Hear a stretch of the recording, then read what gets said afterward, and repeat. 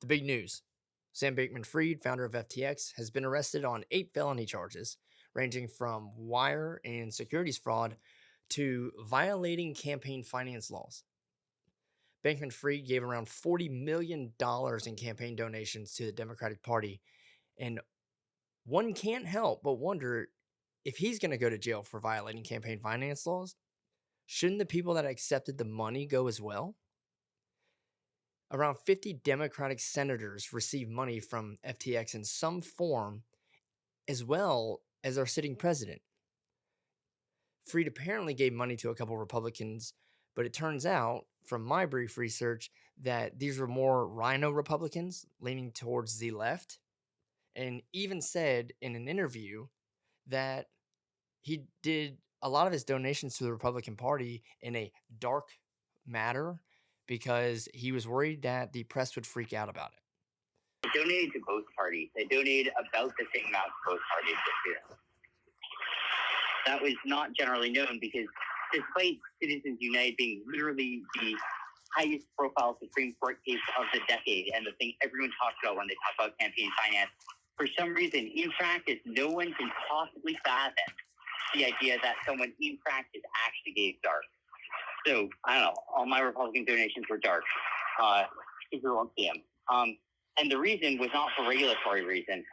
It's because reporters freak the fuck out if you donate to a Republican. They're all super liberal and didn't want to have that fight. So I just made all the Republican ones dark. But I was, whatever, second or third biggest Republican donor this year as well. But also, it's all for the primaries. They didn't give anything in general elections. They don't give a shit about general elections. It's not what matters. Like, it's the primaries where you have good candidates against bad candidates. Bankman-Fried lied to his investors about what he was going to do with the money that they were investing with him, and actually used that money, around $2 billion in fraud, to give to political candidates in an attempt to lobby and gain political power over Washington. Alameda Research covered up the donations. By the way, Alameda Research was his hedge fund. Alameda Research covered up the donations by making it look like they were coming from wealthy individuals instead of the company itself. So when Democrats say that they're fighting Wall Street, what they really mean is they're fighting for donations from Wall Street. I've consistently said this in my videos, and I even said it just yesterday. Why would politicians raise taxes and implement regulations on businesses that are keeping them in power?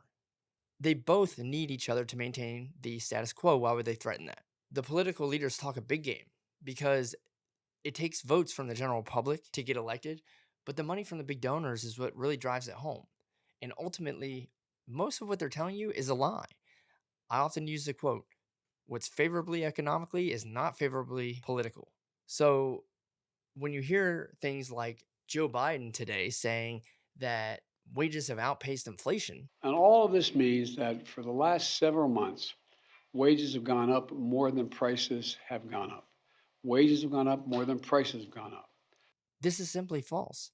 Real wages, which are adjusted for inflation, have been negative since he took office. But people listen to what he's saying, and it sounds good.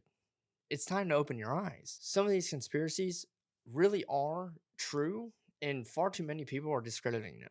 The Twitter files have proven a hell of a lot of collusion, and now the FTX scandal is verifying it even more. This is a club, and you and I aren't in it. Even the wealthy Donald Trump was kicked out of it when he decided he was going to run against all of them, and they knew that they couldn't control him. They've done everything to put him in jail and break him. However, more and more keeps coming out that shows a lot of what they're saying is a big lie. None of this is okay. It just goes to show you that we need to eliminate any political donations from corporations and eliminate much of the regulation the government has levied on our economy as an attempt to coerce businesses into financing campaigns. Government regulation is the most extreme form of extortion there is, and has led to the formation of oligopolies that are now partisan and easily manipulated by the government itself. Twitter is a great example of this. This form of collusion is only growing, and it goes against the American values in our free market system. Furthermore, it is another blaring example of how the SEC and its regulatory authority has once again failed. The only thing that regulation stops is everyday investors like you and I from having a fair shot in the game. The SEC has turned a blind eye to many of these scandals in the past and only act as a reactionary entity.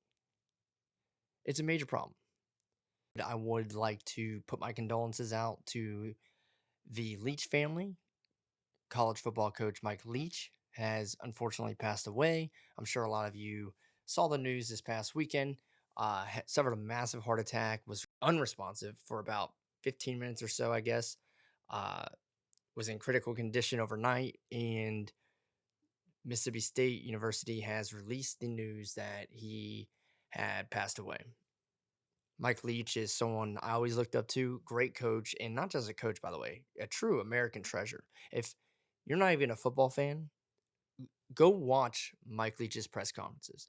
He was an actual genius, taught a class, by the way, an insurgent warfare class at Washington State that 50,000 people signed up for. So, his reach went well beyond football. So, just my thoughts and prayers out to his family. It's a true sad development that took place this morning.